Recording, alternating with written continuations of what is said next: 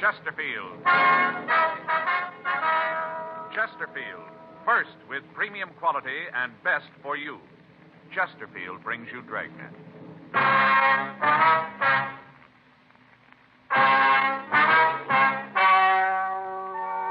Ladies and gentlemen, the story you are about to hear is true. The names have been changed to protect the innocent.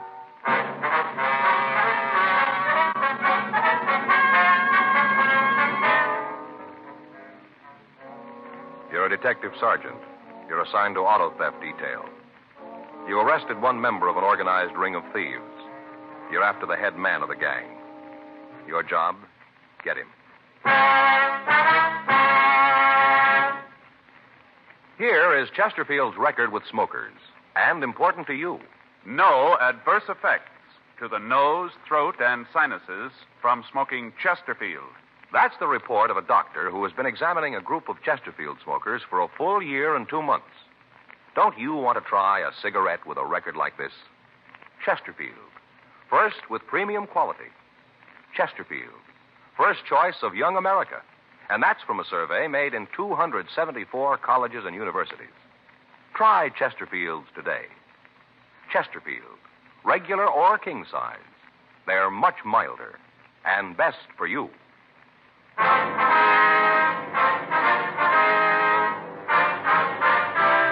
Dragnet, the documented drama of an actual crime.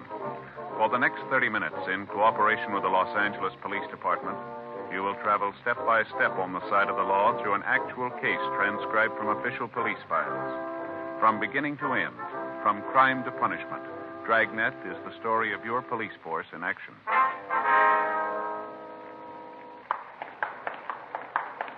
It was Wednesday, June 24th. It was warm in Los Angeles. We were working the day watch out of auto theft detail. My partner's Frank Smith. The boss is Thad Brown, chief of detectives. My name's Friday.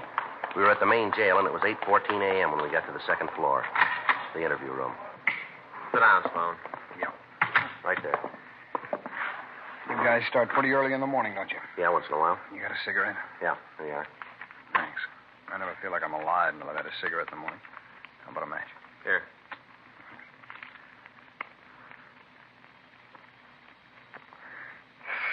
There's nothing like it, that first cigarette.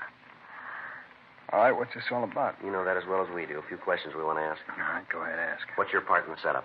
I don't know what you're talking about. No, it won't work, Sloan. We got the whole story from Summers. Well, then what do you need from me? Just like to check out a few things. What do you mean you got the whole story from Summers? What did he say? Told us everything he knows about the setup. From what he says, you're the key man. Everything goes through you. He said that? Yeah. You believe him? Got no reason not to. That's why we're here. Get your side of the story. How much he tell you? Said everything he knows. Yeah, that figures.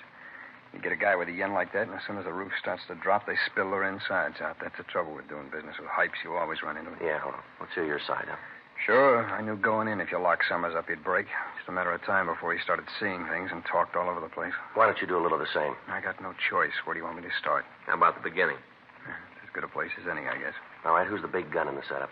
Now, you're not going to believe Well, this. why don't you try us? I don't know who he is. I haven't got the slightest idea, and that's the truth. You're asking us to buy the fact you work for a guy you don't know. I don't care if you buy it or not. That's the way it is. I don't know who the big man is. How'd he get your orders? He calls me. Where? My place. When? When I got something for him. How does he know? We got a set time each day. He calls in. He tells me what he wants done. I tell him what's going on. What happens if you want to talk to him and it's not the time? Nothing. I got to wait. How do you get paid? He calls me and tells me where to go. I show up there, and the door's waiting. All right, now you start at the beginning. Give us the whole story. All right, I got in town about 6 months ago. Where from? Outside of Chicago. All right. I laid around town for a few days, and I got this rumble that maybe I can pick up a job. Where'd you hear it? Oh, just around. I couldn't tell you where it was. A word here, another one there. Just around. All right, go ahead. Well, I'm home one day, and the phone rings. I answer it, and the guy asked me if I wanted to go to work for him. I'm on my uppers, so I asked him what he wanted me to do, and he springs this car heist thing on me. I told him I wanted no part of it. Yeah. He kept on talking, kept telling me how it was such a sweet, clean racket, how we could work it without being tagged. Finally, I told him I might be willing to sit down and talk to him about it. Mm-hmm. He says no go. Said he didn't want anybody to know who he was, and that went from me, too. He told me he'd swing the operation on me. What do you mean, swing it? Well, he said he'd tell me how to set it up, how to make it work, who to contact. Said he had the organization already, but he needed a man to take charge of the L.A. part of it. He told me that I was the guy he wanted. Well, Sloan, how'd he happen to come to you? I don't know. I did time when I was a kid for Grand Theft Auto. First time, I got off light. Where'd you do the time? New York State. All right, go on. Well, maybe you got a rumble about that. He knew that I was down. Maybe he figured that I was the guy to handle it for him. I don't know why. He just called. Did you have any idea who this man on the phone was? No. I thought about it a lot. I tried to come up with an answer, but there just wasn't any. At least none that I could find. Might have been somebody you met back east. I don't know. Could be. I got no way of knowing. The way the deal worked out, I didn't have any reason to get nosy.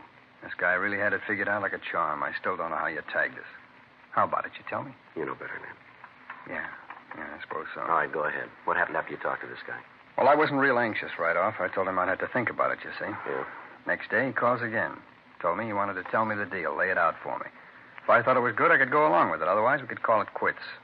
I was just about to get bounced out of my room, so I listened. We must have talked for about an hour. Yeah? That's when he laid it out for me. The way it looked, the plan couldn't miss. Wasn't anything he hadn't thought of all along the line. He had the leaks all plugged up tight, you see. All right. How'd this deal work? I thought Summers gave you the lineup. Yeah, he did, but we'd like to hear it from you, You all sure right? you ain't trying to con me into something? You said it yourself. You got no choice now, have you? Well, the way it worked was smooth, real smooth. The boss, that's what I called him. He'd call me, tell me what kind of car he wanted. I'd get in touch with one of the boys and pass the order on, you see. Yeah. Hype would steal the car, call me. Who?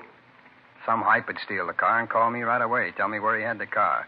Then the boss would call and I'd tell him. He'd drive by, look at the car. If he okayed it, he'd call me and I'd tell the fellow that stole it to get it rolling. They drive it to Mexico, huh? Yeah.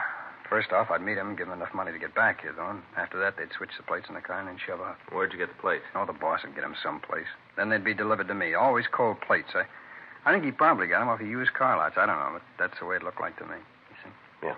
What happened then? Well, the guy'd drive the car straight through. He'd deliver the car to a contact down in Tijuana. What about the payoff from Mexico? How'd they work that? Well, that went through me, too. I'd get a call from the boss. He'd tell me where the meat was. I'd show up and pick up a paper bag with the narcotics. That the way the stolen cars were paid for? Narcotics? Yeah. Heroin was the best, so by the time we cut it down, it went a long way. What'd you do with the stuff? Well, some of it I'd use for paying off the hype that lifted the car, and the rest went on to the boss. How'd you get it to him? He'd call me, tell me where to leave it. Maybe an alley downtown, a telephone pole on Central. Once in a fountain right in front of City Hall. Every time, though, it was a different place. Yeah. Is it possible any of the others might know who he is? I talked to him. None of them know. I don't think they're holding out. Yeah. This boss, he ever say anything that could let you know where he was calling from? No. How about his voice? You get anything from that? What do you mean? You have an accent, something like that? No, nothing. He talked just like you and me. There's one thing, though. What's that? He's been around. He knows the tricks. He knows about me, everything I've ever done. The way he talks, you know he knows all the rackets. Mm-hmm. He ever sent you anything through the mail? Oh, what do you mean, like with the postman? That's right. No. A couple of times he sent me a batch of plates to use on the cars, but they come by messenger. One of the companies here? No, just a guy. I asked them who sent them, but they couldn't tell me. Couldn't or wouldn't? I ain't sure, but I really don't think they knew. It's always a different guy each time. Never the same one twice. You got some of the plates around? No, we used the last one on the car last night. When does the boss usually send them to you? Depends on how many cars we've taken. He keeps track. When we're out of cold plates, another batch of them shows up. It depends on the cars, you see. How about the other men working with you? The ones here in town? You give us a list of them? If I do, it makes me a pretty big fink. You don't, it's going to make you big trouble. I suppose so. There's nothing you guys can promise me for this, huh? You know the answer to that, too. We can see that the district attorney's office knows about the help you gave us. That's all we can do. No, it's better than nothing. Okay, I'll give you the names. Now, when this goes to trial, we can figure you'll be a witness for the state? Against who? Well, this boss, whoever he is. Sure, if you can get him. I don't think you will, though. Is that right? Sure, it stands to reason. I worked for the guy and never got to see him. He ain't going to want to see the police. Well, he's a little like you, isn't he? Huh? He's got no choice. We got the list of names from the suspect, and then we checked with Captain Carl Shy, Narcotics Division. He assigned 2 men to work with us on the case. We got in touch with the sheriff's department and filled Sergeant Judge Shelton in on the developments. A call was put into Al Gayton at San Diego, and he said that he'd get in touch with the Mexican authorities and line up the cooperation we needed from them.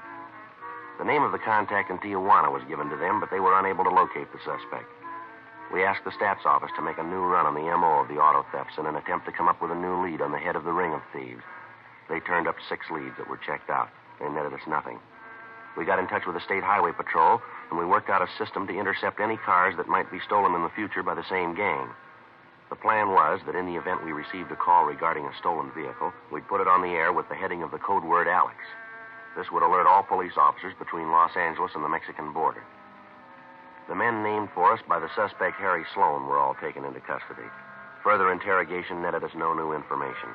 In the meantime, the leader of the gang had apparently succeeded in setting up a new group of thieves and was operating again. The thefts continued through the next month. During that time, all precautions were taken to keep the stolen cars from getting to the border, but the speed with which the gang operated made apprehending them almost impossible. The radio operation with patrol units along the highway was tried, but by the time the cars were reported stolen to us and we were able to get a broadcast out on them, they were already across the border. Thursday, July 30th. Frank and I checked into the office. I'll check the book. Right. Anything? No, it's a call here from Fay, that's all. Well, Skipper sure hacked about this thing, huh? Can you blame him? No, I suppose now he's got a lot of people leaning on him. I don't know, Joe. It's about time the brakes start falling on our side. Well, we've been saying that for a long time, too. It doesn't seem to do much good. Even when we do nail the big gun, we're going to have to prove it, and that isn't going to be easy. Yeah. The way he's got it worked out, it's going to be awful tough to build a case that'll stick. Well, he doesn't handle the narcotics. He doesn't handle the money. All he does is okay the jobs. Yeah, but there's got to be an outlet for the heroin. Now, where's he getting rid of it? That's a good question. You know, we've been trying to come up with the answer a long time. No rumbles. Informants don't know anything. I get it. Auto theft Friday. Yes, ma'am. Well, maybe we can help you. Yes, ma'am, Well, yes. Well, could we meet you? Oh, no, ma'am. You won't be involved. Yeah, well, what's that address again? Yeah. Yes, ma'am. We'll be there. Oh, in about 10 minutes? What's that? No, ma'am. Just my partner. Yes, that's right. All right. See you then. Right. Goodbye. Well, maybe this is a break. Who was it? Woman. She wouldn't give us her name. She said that wasn't important. She wants us to meet her. What about? Something to do with used cars.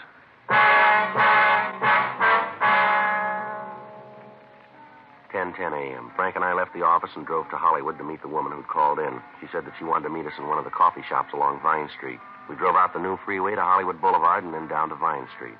We parked the car and walked up to the coffee shop.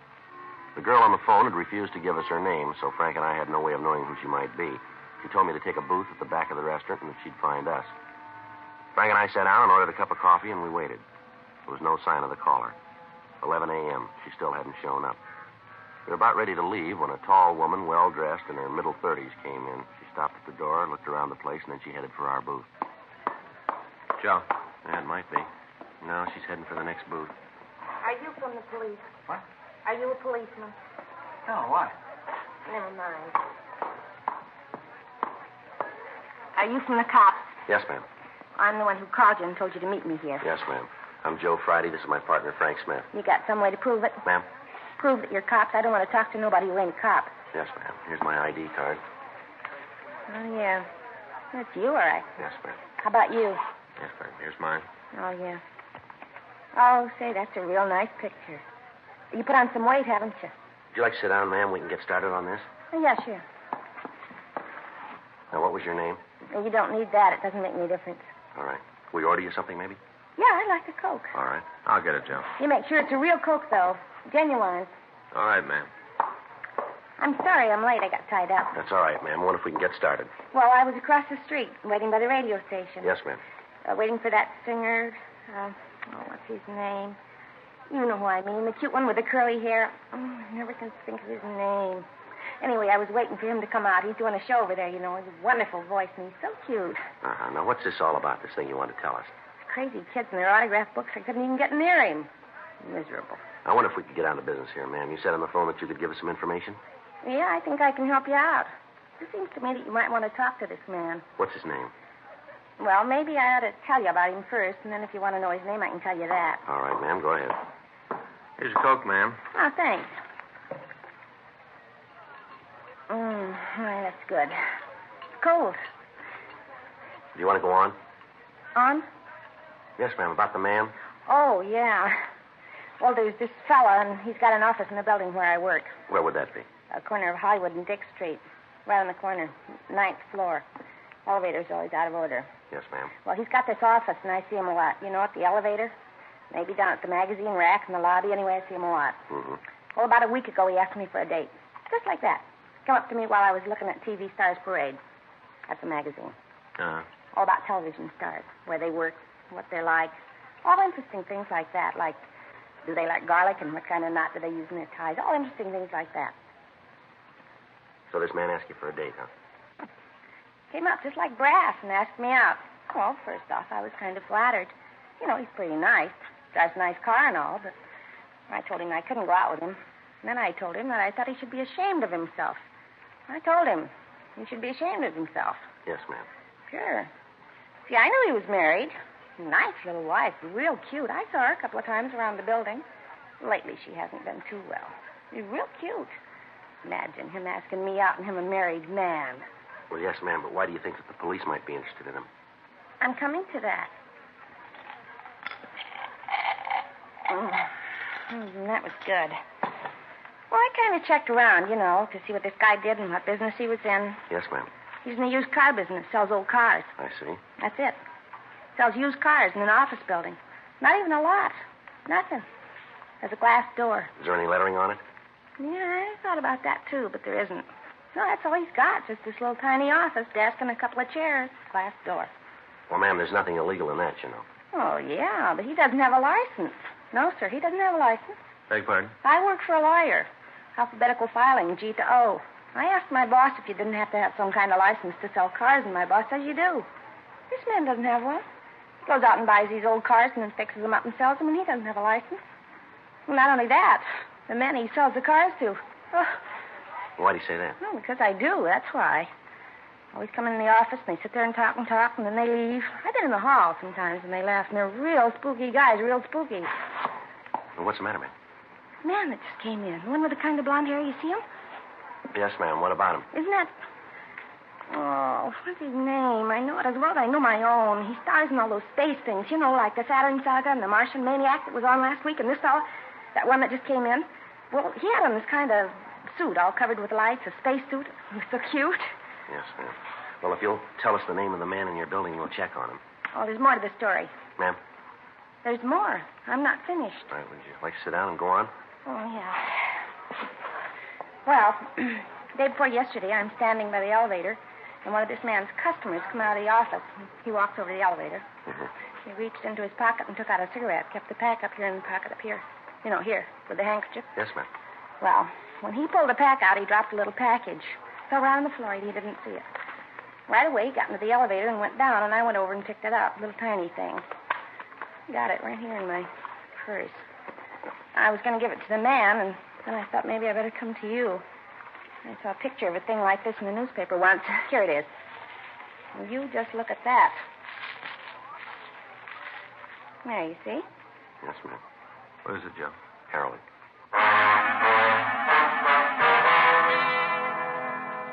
11:40 a.m. We continued to talk to the woman. She gave us the name of the man who ran the used car agency in her building, Ralph Holland. She also gave us a description of him and a description of the man she'd seen drop the narcotics. We went back to the office and checked the name through R&I. Holland had a record listing one arrest on suspicion of violation of the State Narcotic Act. The date of the arrest was August 17th, 1937. He'd been released for lack of evidence. We checked the name in the phone book and came up with a business and a residence address. He lived with his wife in a large tract out in the San Fernando Valley. 1:15 p.m. Frank and I drove out to talk with Holland's neighbors. They told us that the family was known and respected throughout the area. None of them could recount any actions that might cause suspicion. They told us the Hollands had lived in the house for the past 5 years, but that Mrs. Holland had said that the family was planning to move into town. From the neighbors, we found out that Mrs. Holland was a semi-invalid and rarely left the house. We called the office and arranged for a stakeout on the house, and then we drove back into Hollywood to talk with Holland's business associate. From them, we got the same story. Ralph Holland was a respected member of the community and was a member of several civic clubs. None of his friends could tell us much about his business activities. We did learn, however, that many of his friends couldn't figure how the family could live at the scale that they did. They said that Holland had a good business, but they couldn't see how he could afford the new cars that he drove or the new house he was planning to move into. 5:46 p.m. We checked back into the office and talked with Captain Nelson. Well, it should take us a couple of days to get the information back from the banks. Yeah. In the meantime, we got a lot of walking to do. Yeah. It's going to be tough. Well, Skipper said we could have all the help we needed. You get in touch with narcotics? Yeah, I called him this morning. They'll give us a hand. Yeah. Rough duty, isn't it? What do you mean? Well, we figured the guy's guilty. Looks good for it. Now the big job. Yeah? Got to prove it.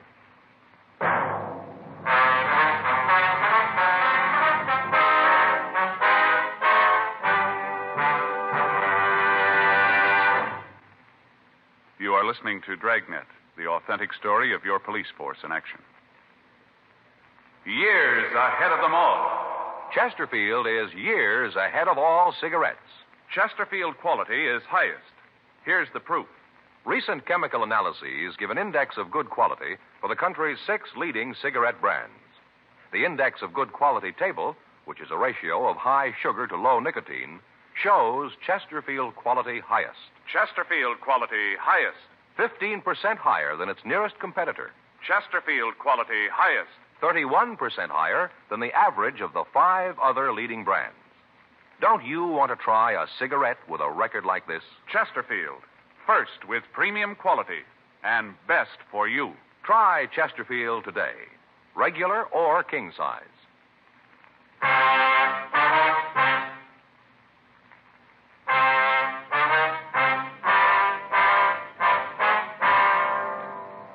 Friday, July 31st, the legwork started. 2 teams of men were assigned from auto theft detail to help us, and narcotics sent 2 more teams to work with us. For the next 3 weeks, Ralph Holland was kept under 24-hour surveillance. A stakeout was maintained on his house and on his office. His business records were checked. From these, we came up with an estimate of what the suspect's income was. Then we began to check his expenditures. As a result, we found that he had control of at least $250,000 that his business could not account for. Everyone who visited the Hollands, either at their home or at his office, was checked on. Among his visitors, we found several known narcotic dealers. The auto thefts continued, but by now the code system had begun to work. From July 31st to August 25th, 16 cars were stolen that we attributed to Holland's operation. All of them were recovered between Los Angeles and the Mexican border. All of the drivers of the cars were taken into custody, but none of them could give us any information to aid us in obtaining a conviction. During that time, Holland didn't make any attempt to handle any narcotics. A dictograph had been placed in his office, and all of his conversations were monitored, but nothing incriminating was said. We got the address of the new home the suspect had bought, and a complete set of listening equipment was installed there. From the time the couple moved into the house, their conversations were monitored 24 hours a day. The recordings were played for Captain Nelson, Captain Shy of Narcotics Division, and for the men from the district attorney's office. They agreed that there wasn't enough evidence to issue an indictment. Friday, August 28th, Frank and I checked into the listening post. Well, you might as well sit down, Frank. We got a long night. Gonna be better with a speaker. What? Fellows downtown putting a speaker, see? Earphones get too heavy. Oh, yeah. I was talking to Guy Anderson. He was out here. Said by the time you sit with those things on your head for a couple of hours, feels like somebody shot your ears full of Novocaine. Yeah. Speaker's better. Yeah, I imagine so. Easier, too. Well, better turned on. Yeah. Holland come home yet? Just walked in before we got here. Well, here they come. How about a drink? I'll have one with you. Oh, I'll fix it. Sounds like they're in the living room, huh? Yeah. Want to take a trip with me? Where to? Oh, I thought maybe we'd drive down south. You're not figuring on going to Mexico. Oh, I gotta, honey. And anybody else to send. Things been rough lately. Been picking the boys up as fast as I can find them. Why did you call it quits? You've made enough. Just about to do that, honey. This is the last trip. I'm glad of that. Honey, I don't like it. Maybe I'm just getting jittery, but I swear there have been men watching the house. Here. Take your drink. Oh, you're just getting jumpy, honey. There isn't anybody watching and anybody who knows about us. Well, I'm glad you think that. I'm not too sure anymore. There's nothing to worry about. We're clean. This is the last trip. After that, we call it quits, okay? I'll be glad when it's over.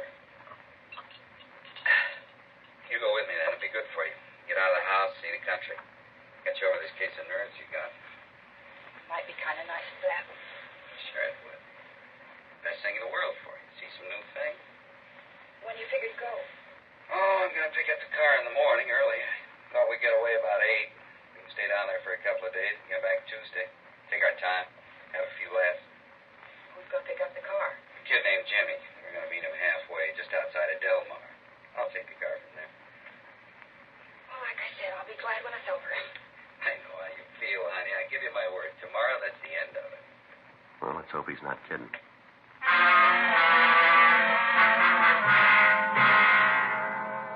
The following morning at 6:30 a.m., Frank and I, along with the men from Narcotics Division, were parked down the street from the Holland home. At 8:36 a.m., we saw the couple come out of the house and get into Ralph Holland's car. They drove out to Sepulveda Boulevard, and they turned south. All units of the state police had been notified to watch for the car. Members of the sheriff's department were stationed along the road just outside Del Mar. If we could take Holland into custody while he was in the possession of a stolen car and confront him with the stories of the 2 suspects we picked up earlier, George Summers and Harry Sloan, we felt that there was a good chance that he might confess. In any event, we'd be able to bring him to trial on a grand theft auto charge. The meet was made with the man who'd stolen the car as scheduled, and Holland started to drive south to the border. Men from the sheriff's department took the thief into custody, and we followed Holland. About 4 minutes later, we pulled the car over to the side of the road in front of a small coffee stand. He and his wife got out of the car, and they went into the place.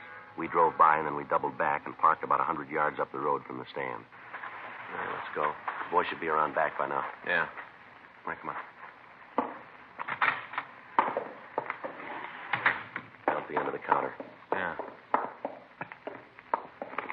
You Ralph Holland? Yes, what do you want? You driving that green Buick out there? Yeah, so what? Wonder if we can see the registration papers on the car. What for? Police officers. We'd like to see the registration.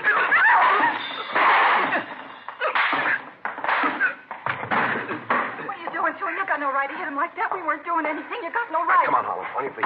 You guys play a little rough, don't you? We didn't call it. You did. All right, hands are back of you. Stand still.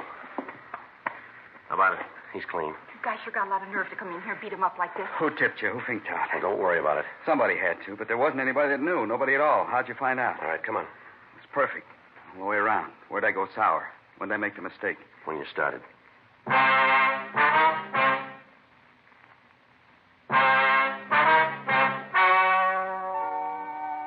story you have just heard is true. The names were changed to protect the innocent.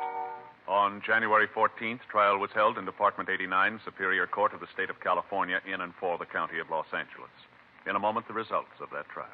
Now, here is our star, Jack Webb. Thank you, George Fenneman. Next time you buy cigarettes, I wish you'd kind of keep us in mind and remember what we've told you about Chesterfield. First, with premium quality, highest quality, in both regular and king size. You smoke a couple of packs and you'll see what I mean. Chesterfields are milder with a wonderful taste. And you want to remember this. Chesterfield is America's best cigarette buy. See for yourself, won't you?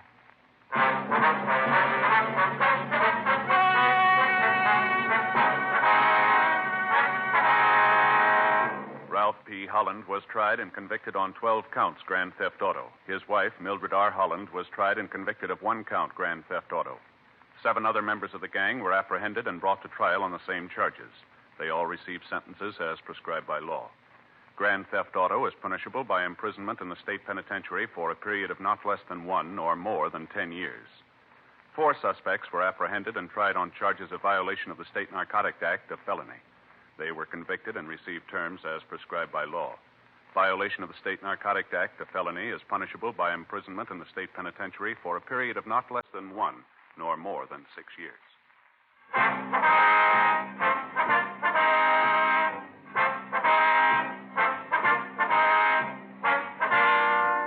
You have just heard Dragnet, a series of authentic cases from official files.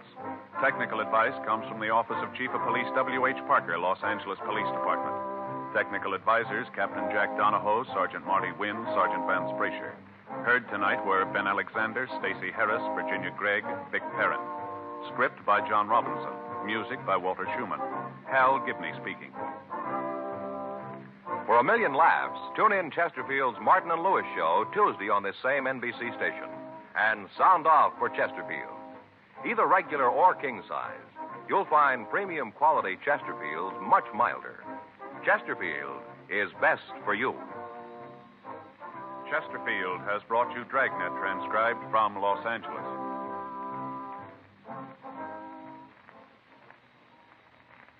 Now, new Fatima has the tip for your lips. Fatima tips of perfect cork. King size for natural filtering. Fatima quality for a much better flavor and aroma. So remember, new Fatima has the tip for your lips. Fatima. See how smooth they are.